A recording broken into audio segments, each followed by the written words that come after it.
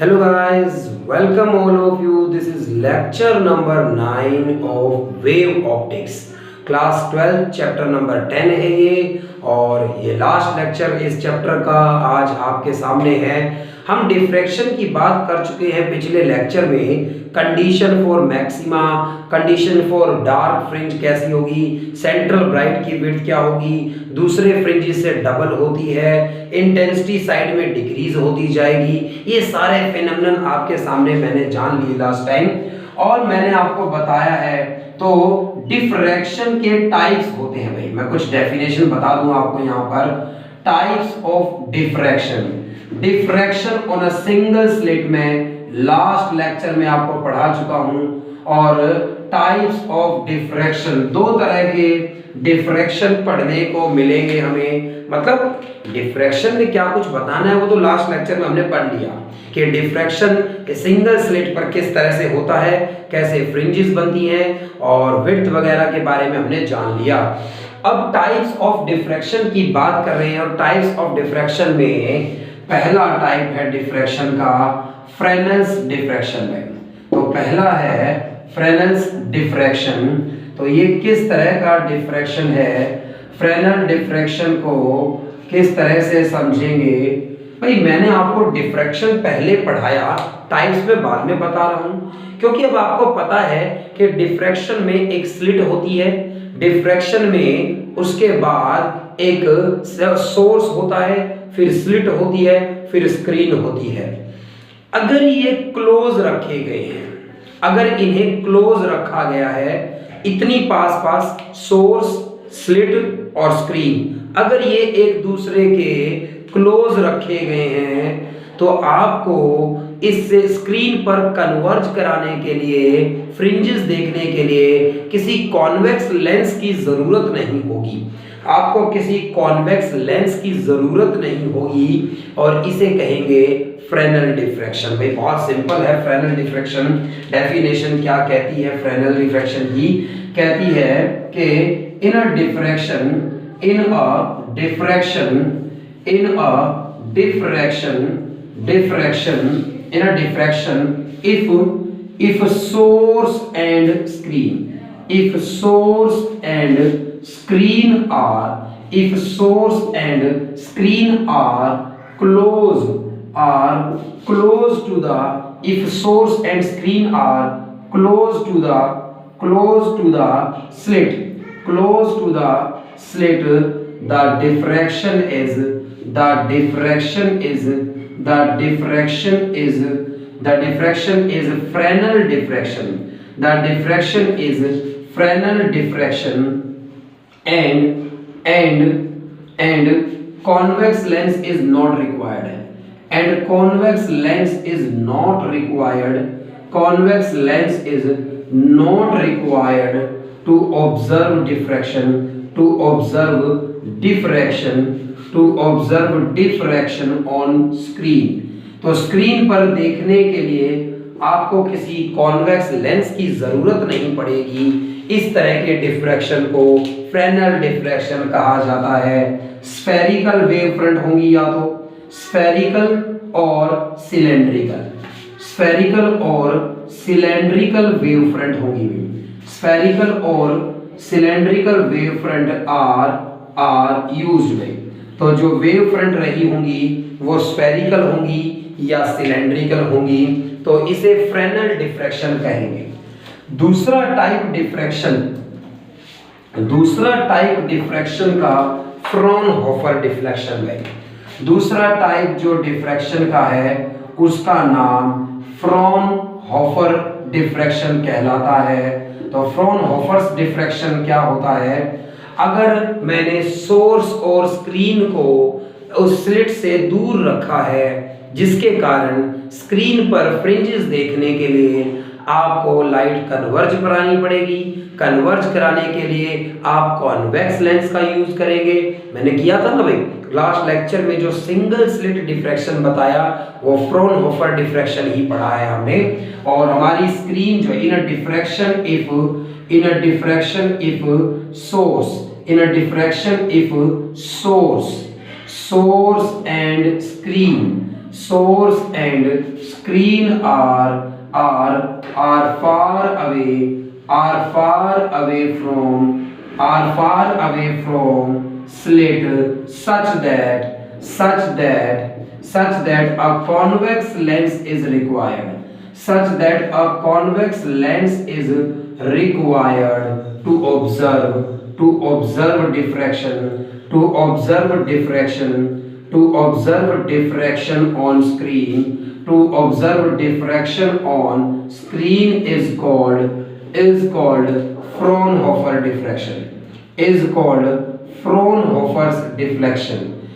called Fraunhofer diffraction. Plane wavefronts are used with. इस case में जो वेवफ्रंट यूज करी जाएंगी वो रहेगी आपकी प्लेन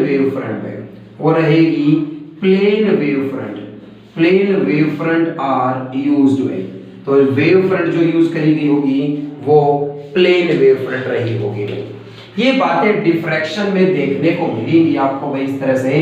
तो ये दो टाइप के डिफ्रैक्शन रहे हैं, मैं आपको बता दूं कि ये दो टाइप के डिफ्रैक्शन है। हम अक्सर न्यूमेरिकल्स फ्राउनहोफर डिफ्रैक्शन पर करते हैं भाई। और मैं आपको बता दूं डिफरेंशिएट करने को कहा जाएगा आपको कहा जाएगा differentiate between interference and diffraction में। इंटरफेरेंस में और डिफ्रैक्शन में डिफरेंस पूछा जाए अगर हमसे, तो एक तरफ बात करी जाए इंटरफेरेंस में भी सुपरपोजिशन हो रही है और और डिफ्रैक्शन में भी लाइट सुपरपोज करती है। दोनों में फ्रिंजेस बनते हैं, डार्क ब्राइट फ्रिंजेस बनते हैं, मगर बहुत सारे डिफरेंसेस हैं। नंबर एक बात क्या पॉइंट अभी पहला पॉइंट इंटरफेरेंस में और पहला पॉइंट डिफ्रैक्शन में जो डिफरेंस बताता है इनके बीच में वो है कि इंटरफेरेंस में सुपरपोजिशन है दो वेवफ्रंट्स का from to coherent sources. Diffraction में सुपरपोजिशन है सेकेंडरी वेवलेट्स का from different parts of the same wavefront. तो यहां लिखिए कि it is the superposition of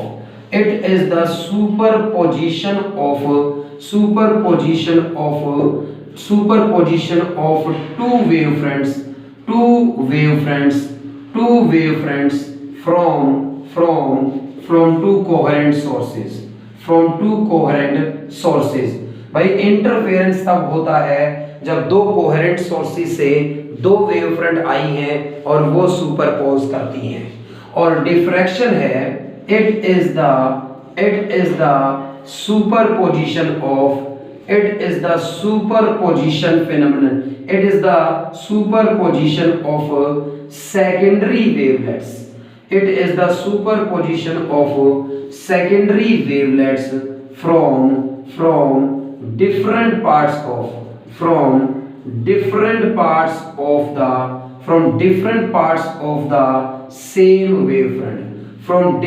parts of the same wavefront। एक ही वेवफ्रंट के अलग अलग हिस्से से आने वाली सेकेंडरी वेवलेट्स जब सुपरपोज करती हैं तो डिफ्रैक्शन देखने को मिलता है। दो अलग अलग वेवफ्रंट आकर सुपरपोज करती है तो आपको इंटरफेरेंस देखने को मिलता है। और बड़ा खास डिफरेंस भाई देखिएगा, बड़ा खास डिफरेंस यहाँ पर सेकंड पॉइंट और ये इसका यहाँ पर सेकंड पॉइंट लिखूं तो बड़ा खास डिफरेंस एक ये है कि all the bright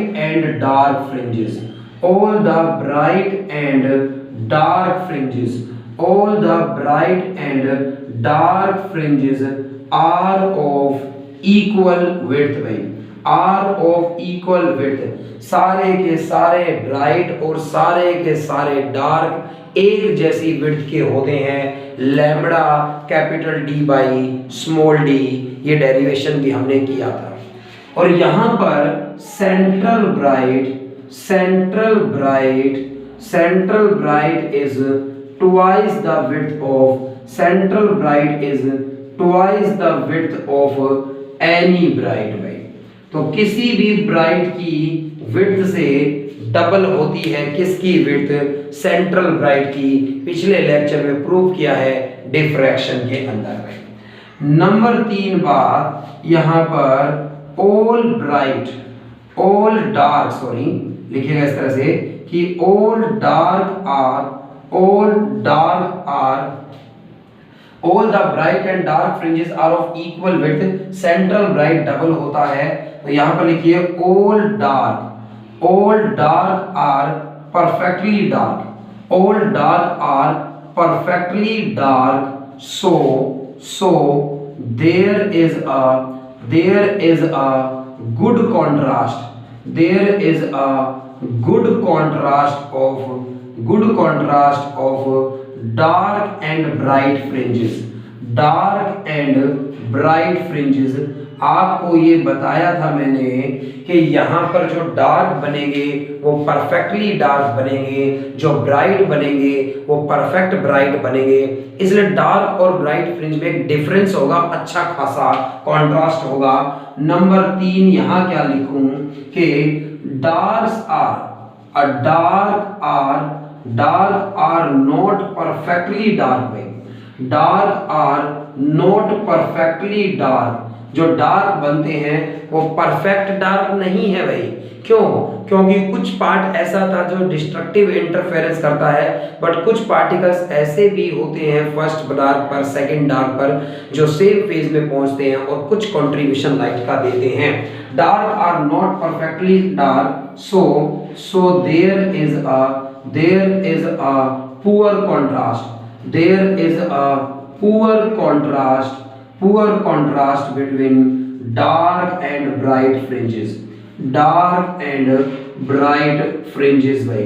तो ये भी एक डिफरेंस है भाई बड़ा खास कि भाई डार्क यहाँ पर परफेक्ट डार्क नहीं होते, इसलिए एक गुड कॉन्ट्रास्ट नहीं बन पाता डिफ्रैक्शन में, जबकि इंटरफेरेंस में सारे डार्क परफेक्टली डार्क हैं और गुड कॉन्ट्रास्ट बनता है।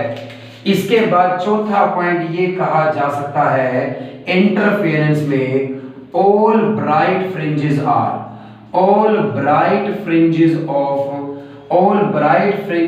are of same intensity, सारे के सारे ब्राइट फ्रिंज की इंटेंसिटी क्या होती है, सेम होती है। जबकि डिफ्रैक्शन में मैंने बताया सेंट्रल ब्राइट की इंटेंसिटी बहुत ज्यादा होगी, उसके बाद के जो ब्राइट होंगे उनकी इंटेंसिटी तेजी से घटेगी।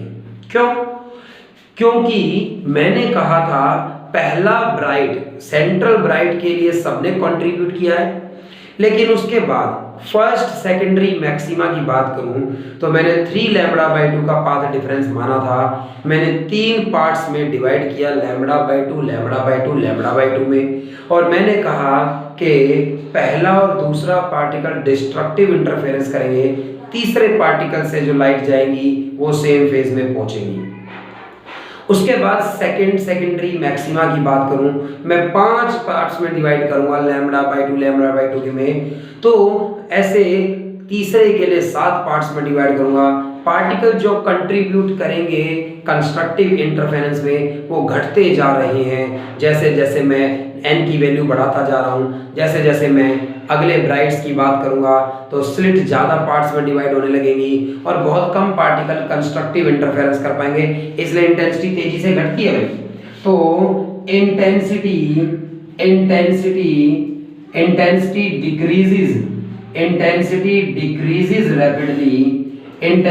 decreases rapidly on moving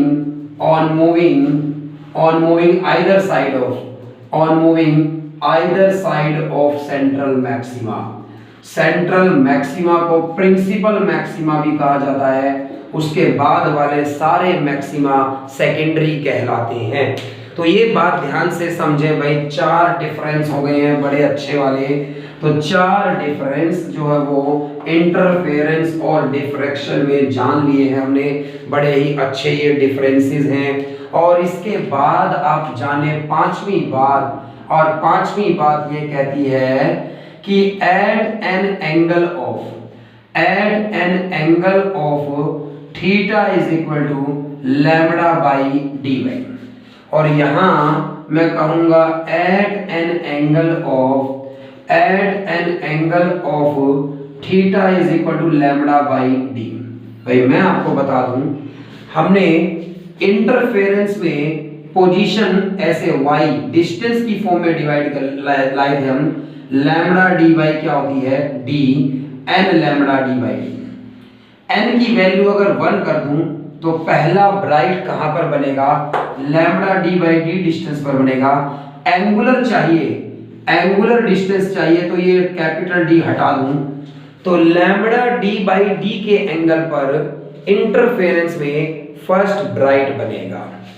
और लैम्बडा डी बाई डी आपको पता है डार्क की position n lambda by D आई है, डिफ्रैक्शन में डार्क की position n lambda by D आई है। एन की वैल्यू 1 करूं तो लैम्बडा बाई डी एंगल पर डिफ्रैक्शन में फर्स्ट डार्क बनेगा।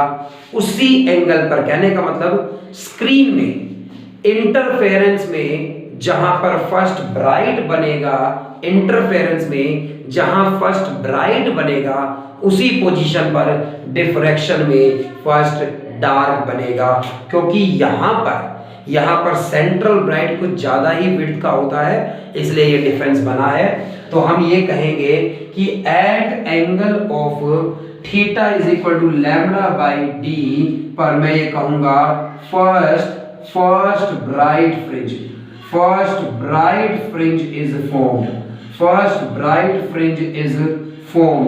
फर्स्ट ब्राइट फ्रिंज बनेगा। और at an angle of lambda by D यहां पर फर्स्ट डार्क इज फॉर्म्ड भाई। तो ये 5 डिफरेंसेस के साथ आप डिफ्रैक्शन और इंटरफेरेंस को समझें बड़े अच्छे से कि ये डिफरेंस इसके अंदर बताए जा सकते हैं। पेपर में डिफरेंशिएट करने के लिए कह सकता है। थ्योरेटिकल पार्ट बहुत इंपॉर्टेंट है इस साल आपके लिए, सिलेबस कम करने के बाद आपके लिए थ्योरेटिकल पार्ट बहुत इंपॉर्टेंट है। डिफरेंसेस याद करें, पेपर में देखने को मिलेंगे भाई। अब बात करते हैं कुछ न्यूमेरिकल्स की, और न्यूमेरिकल कुछ इस तरह के डिफ्रैक्शन पर पूछे जाते हैं। कुछ न्यूमेरिकल्स की बात करते हैं। कहता है एक डिफ्रैक्शन में सिंगल स्लिट की विड्थ दे रखी है, स्लिट की विड्थ में दी है 1 माइक्रोमीटर है। 1 माइक्रोमीटर क्या गिवन है, स्लिट की विड्थ गिवन है, यानी डी गिवन है। माइक्रो तो ऐसा यूनिट नहीं है, -6 लगाऊंगा, मीटर में चेंज करूंगा। And light of wavelength 500 nanometer is used.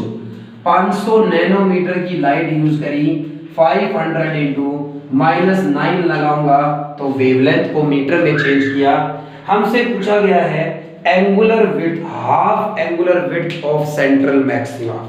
Central maxima जो बनता है उसकी हाफ एंगुलर विड्थ पूछी गई है भाई।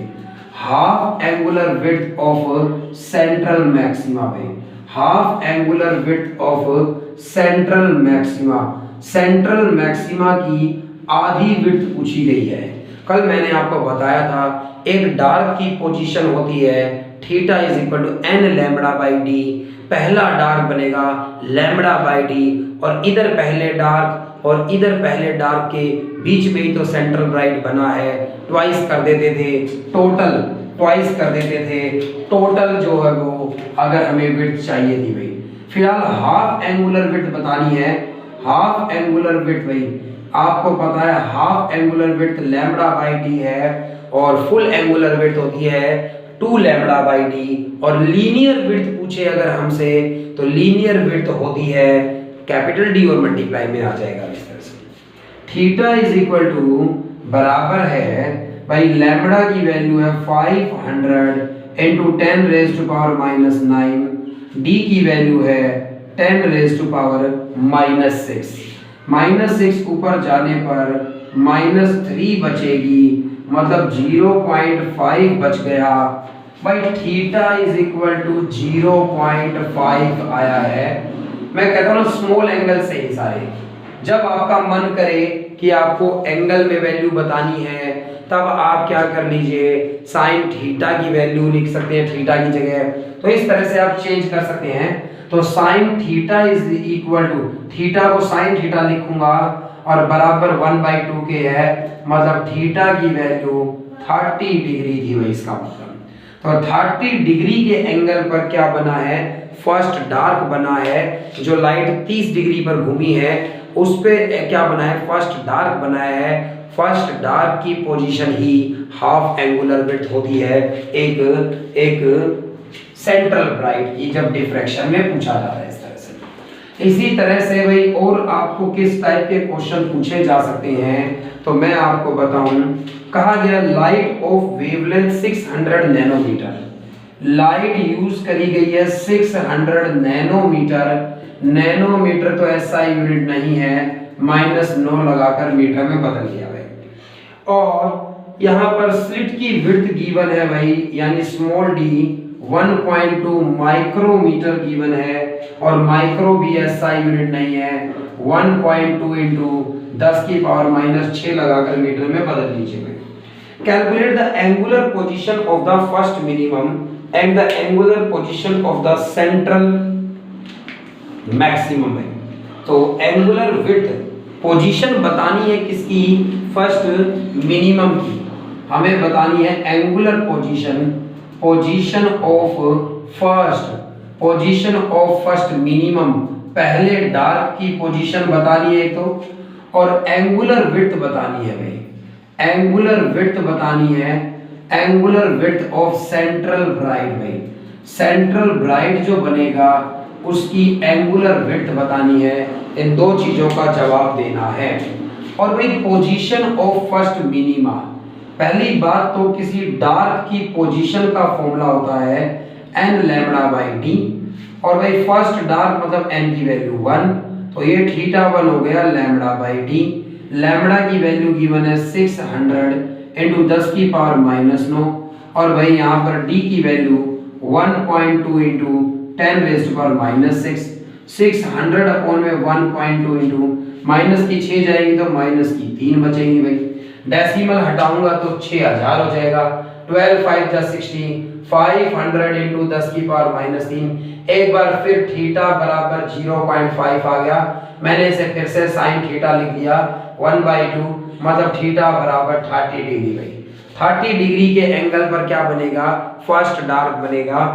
और जितने फर्स्ट डार्क की जो पोजीशन होती है उसे डबल कर दूं 60 डिग्री, यही तो एंगुलर विड्थ है भाई, यही तो एंगुलर विड्थ है, angular width of central maxima. तो angular width of principal maxima भी कह सकते हैं इसे, बाकी सब सेकेंडरी हैं और ये प्रिंसिपल है। तो ये इस तरह से आपसे क्वेश्चंस पूछे जाएं। न्यूमेरिकल्स के टाइप है भाई इस तरह से, फ्रिंज विड्थ पूछा जाना, पोजीशन पूछी जा सकती है, इस तरह के क्वेश्चंस डिफ्रैक्शन में आपसे पूछे जाएंगे। और क्वेश्चंस की हम बात करेंगे रिवीजन में। एक और कॉन्सेप्ट भाई डिफ्रैक्शन पर बेस्ड है और उसे कहते हैं वैलिडिटी ऑफ रे ऑप्टिक्स में। वैलिडिटी ऑफ रे ऑप्टिक्स में भाई रे से डिनोट करता था, validity of ray optics. Ray optics की वैलिडिटी कब तक रहेगी ये जानना था। बड़ा ही अच्छा सुंदर कॉन्सेप्ट है। किस तरह से कि हम बात करते हैं लाइट को इस चैप्टर में वेव नेचर का माना गया है, तभी ये इंटरफेरेंस पॉसिबल है, तभी डिफ्रैक्शन पॉसिबल है। अगर लाइट वेव नेचर की ना हो तो डिफ्रैक्शन और इंटरफेरेंस जैसे फिनोमेनन नहीं हो सकते भाई। लाइट लाइट के साथ ऐड हो सकती है, लाइट लाइट को कैंसिल भी कर सकती है। ये तभी पॉसिबल है जब लाइट का वेव नेचर है भाई। और लाइट का वेव नेचर है, लेकिन लाइट को रे से डिनोट करते थे पिछले चैप्टर में कि लाइट सीधी सीधी चलती है। तो ये नेचर किस तरह, पहली बात समझिए, देखिए भाई, अगर एक स्लिट है आपके पास, तो ये स्लिट है इस तरह से और एक सोर्स रखा गया, तो भाई इससे लाइट जब जाएगी तो ये स्लिट है इस तरह से, और यहां सामने क्या रखी हुई है भाई, स्क्रीन रखी हुई है भाई। यहां से लाइट इस तरह से जो है वो बिखर गई है, इस तरह से लाइट बिखर गई है कि ये क्या बना लिया भाई, एक सेंट्रल मैक्सिमा बना लिया इस तरह से। ये सेंट्रल मैक्सिमा बन गया है इस तरह से, सेंट्रल मैक्सिमा इस तरह से बन गया है कि मान लो यहां से ये सेंट्रल मैक्सिमा का सेंटर है O, और यहां से x डिस्टेंस तक, यहां से कुछ x डिस्टेंस तक ये फैला हुआ है इस तरह से, और इतना ही x इधर की तरफ भी फैला हुआ है इस तरह से। सेंट्रल मैक्सिमा 2x डिस्टेंस तक फैला हुआ है, एक साइड कितना है, x डिस्टेंस तक फैला हुआ है। ये जो स्लिट है, इस स्लिट की जो विड्थ है, वो स्लिट की विड्थ कितनी है, स्मॉल d है मान लीजिए इस तरह से। अगर ऐसा है तो ये जो एंगल बनाया है थीटा, थीटा जो एंगल बनाया है, तो ये पहला डार्क कहां जाकर बना, position of first dark, position of first minima कहां पर बना है, थीटा एंगल बराबर पोजीशन होती है n lambda by D, n की वैल्यू 1 लिखूं तो ये थीटा लैम्बडा बाई डी के इक्वल है, इतने एंगल पर जाकर फर्स्ट डार्क बन गया है भाई। और ये जो स्लिट है, स्लिट और स्क्रीन के बीच का डिस्टेंस कैपिटल D है भाई इस तरह से। ये x डिस्टेंस क्या होगा, मैंने फिर से लगाया theta is equal to arc upon में रेडियस भाई। तो ये जो डिस्टेंस है वो d के इक्वल हो गया, ये वाला डिस्टेंस और ये वाला डिस्टेंस काफी इक्वल से है, क्योंकि x बहुत छोटा सा होता है। अभी दो न्यूमेरिकल्स में देखा आपने, ये d डिस्टेंस जो होता है वो माइक्रोमीटर्स में है, ये भी छोटा सा होता है x भाई इस तरह से। x की वैल्यू क्या लिखी जा सकती है, x लिखा जा सकता है लैम्बडा कैपिटल D मल्टीप्लाई में आ जाएगा, तो भाई ये r लिखी जा सकती थी थीटा इनटू रेडियस भाई। तो ये लैम्बडा बाई डी थीटा था, इनटू में ये d रेडियस कर दूं, r की वैल्यू आ गई, x की वैल्यू आ गई कि इतने डिस्टेंस तक ये सेंट्रल ब्राइट फैल गया है भाई एक साइड पर इस तरह से। इतने डिस्टेंस पर हो गया है for ray optics to be valid भाई, for ray optics to be valid, ray optics to be valid. पहले मेरी बात ध्यान से समझिएगा, यहां से लाइट आने के बाद सामने कुछ एरिया में जानी चाहिए थी भाई, तो कितने एरिया में गई है, ये x एरिया मान लिया मैंने कि x डिस्टेंस तक लाइट गई है। अगर लाइट बहुत ज्यादा दूर तक जाएगी तो लाइट का वेव नेचर माना जाएगा, क्योंकि इन एजेस से आफ्टर रिफ्लेक्शन अलग अलग डायरेक्शन में सेकेंडरी वेवलेट्स पहुंच सकती हैं। लेकिन अगर लाइट का नेचर कैसा है, रे नेचर के अकॉर्डिंग लाइट बहुत ज्यादा ऊपर बेंड नहीं होनी चाहिए। इस स्लिट से लाइट आने के बाद सामने थोड़े से पोर्शन में लाइट फैल जाएगी, स्क्रीन पर बहुत दूर तक नहीं होनी चाहिए, आगे नहीं होनी चाहिए इस तरह से। अगर लाइट रे नेचर की है तो वेव नेचर है तो हमें पता है ये सेकेंडरी वेवलेट प्रोड्यूस करता है, हाइगन्स प्रिंसिपल कहता है, फिर अलग अलग डायरेक्शन में जा सकती थी भाई। तो रे नेचर कब पॉसिबल होगा, जब ये जो x डिस्टेंस है ये बहुत ज्यादा ना हो, ये जो लाइट है ये स्क्रीन पर बहुत ज्यादा रेंज में ना फैल गई हो भाई। तो भाई रे ऑप्टिक्स वैलिड करने के लिए x की जो वैल्यू है ना वो नियरली इक्वल टू किसके हो, d के होनी चाहिए। x की जो वैल्यू है वो नियरली इक्वल टू किसके होनी चाहिए, d के। जितनी स्लिट की विड्थ है लगभग उतने एरिया में अगर सामने लाइट गिरी है तो रे नेचर पॉसिबल है लाइट का इस तरह से। और उस वक्त जो ये d डिस्टेंस है कैपिटल D, वो df के इक्वल हो गया है, इसे फ्रेनेल डिस्टेंस कहा जाएगा भाई, इसे फ्रेनेल्स डिस्टेंस कहा जाएगा। फ्रेनेल्स डिस्टेंस मतलब क्या है भाई, ये अगर मैं इस स्क्रीन को दूर लेकर जाऊंगा तो ये x की वैल्यू बढ़ेगी, एंगुलर पोजीशन तो सेम रहेगी बट ज्यादा एरिया में सेंट्रल ब्राइट होगा। तो ये d अगर मैं बढ़ाऊंगा तो ज्यादा एरिया में ये डिफ्रैक्शन फैल जाएगा और लाइट का वेव नेचर हो जाएगा। मैं स्क्रीन को पास लाऊं तो ये जो पैटर्न है ये कम एरिया में बनेगा, स्क्रीन जितनी पास आएगी उतने कम एरिया में सेंट्रल ब्राइट दिखाई देगा। तो ये d डिस्टेंस कुछ ऐसा कर दिया मैंने, df के इक्वल कर दिया ये d डिस्टेंस, जिसके कारण x की वैल्यू इस d के इक्वल हो गई है, यहां तक लाइट का क्या माना जाएगा, रे नेचर। इस डिस्टेंस तक रे नेचर है और इससे कम होगा तो परफेक्टली रे नेचर होगा। इससे ज्यादा डिस्टेंस करूंगा तो सेंट्रल लाइट ज्यादा एरिया में फैल जाएगा और वेव नेचर माना जाएगा लाइट का। तो x बराबर d के हो जाए लगभग, तो d बराबर df फ्रेनेल्स डिस्टेंस कहा जाएगा। तो ये it is the maximum distance between slit and screen for which ray nature of light is valid. तो फ्रेनेल्स डिस्टेंस किसे कहते हैं, स्लिट और स्क्रीन के बीच का वो डिस्टेंस जहां तक, वो मैक्सिमम डिस्टेंस जहां तक रे नेचर पॉसिबल है, उसके बाद वेव नेचर हो जाएगा। तो x की वैल्यू यहां d पुट करिए, d बराबर लैम्बडा d बाई डी लिखा जाएगा और ये d को df लिखा जाएगा। तो यहां से df की जो वैल्यू है, यहां से df की जो वैल्यू है फ्रेनेल डिस्टेंस, वो d स्क्वायर बाई क्या लिखी जा सकती है, लैम्बडा। फ्रेनेल डिस्टेंस कितना लिखा जा सकता है, d square by lambda for रे नेचर। रे नेचर होगा लाइट का, रे नेचर होगा लाइट का if d is less than df। ये वो फ्रेनेल डिस्टेंस है जिस पर x की वैल्यू d के इक्वल हो गई है, तो उस d को फ्रेनेल डिस्टेंस df कहूंगा। d स्क्वायर बाई लैम्बडा है। अगर d इससे भी कम रखूंगा, स्क्रीन को और क्लोज ले आऊं, तो पूरी तरह से रे नेचर माना जाएगा हमारी इस लाइट का। तो इसे फ्रेनेल्स डिस्टेंस कहते हैं। और अब ये जो x की वैल्यू है ये d के इक्वल हो गई है, तो जितने डिस्टेंस में फ्रिंजेस बन रहे हैं, सेंट्रल ब्राइट बन रहा है, उस d को d is equal to df लिखा जाएगा।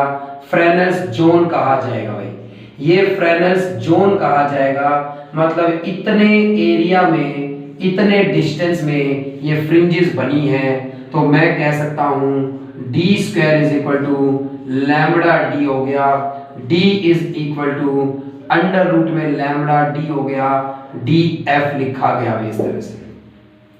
तो ये फ्रेनेल्स जोन है और ये जो कैपिटल D डिस्टेंस जहां तक रे नेचर पॉसिबल है उसे कहते हैं फ्रेनेल्स डिस्टेंस भाई। तो ये लाइट की रे नेचर की वैलिडिटी के लिए है कि लाइट रे नेचर की कब होगी, जब ये सेंट्रल मैक्सिमा x जो ये हाफ लीनियर विड्थ है ये लगभग d के इक्वल हो, उस वक्त ये डिस्टेंस फ्रेनेल्स डिस्टेंस कहलाता है। उससे कम डिस्टेंस रखूंगा तो लाइट का रे नेचर होगा। इस चैप्टर में गाइस ये सारी बातें थी, मेन यहाँ पर इंटरफेरेंस और डिफ्रैक्शन थे।